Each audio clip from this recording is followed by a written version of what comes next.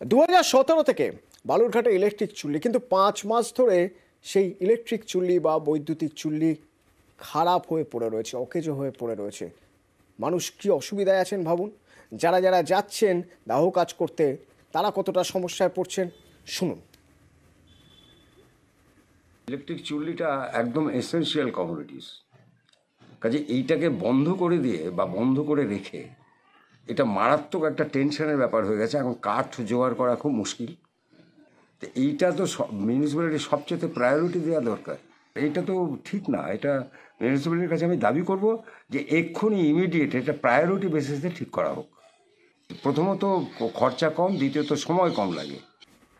5 মাস হয়ে গেছে, চাইছেন সবাই প্রায়োরিটির বেসিসে কাজ হোক, কিন্তু প্রায়োরিটির বেসিসে কাজ হবেটা কবে? অনুপ প্রতিনিধি আমার সঙ্গে রয়েছেন। অনুপ, 5 মাস হয়ে গেল ইলেকট্রিক চুল্লি বন্ধ, আদৌ কোনো রকম কোনো জায়গা থেকে নড়নচড়ন দেখছো যাতে মনে হচ্ছে যে খুব দ্রুত কাজ হয়ে যাবে?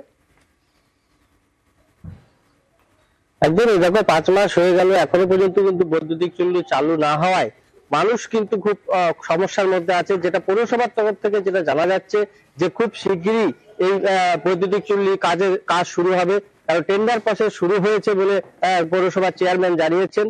তাতে করে ওনার যা বলছেন যে খুব তাড়াতাড়ি এই কাজ শুরু হবে। কিন্তু মানুষ কিন্তু সমস্যায় পড়ছে, কারণ বালুরঘাট শুধু শহর নয়, আশেপাশের বিভিন্ন ব্লক থেকেও কিন্তু এই বালুরঘাট এই বৈদ্যুতিক চুল্লিতে সৎ কাজ করতে নিয়ে আসেন। যদিও পৌরসভার তরফ থেকে এই সময়কালে যারা এইখানে সৎ কাজ করতে আসছে তাদের জন্য খড়ি বা পাটকাঠি এই ব্যবস্থা কিন্তু রাখা হয়েছে, তার জন্য কোনো টাকা কিন্তু তাদেরকে দিতে হচ্ছে না।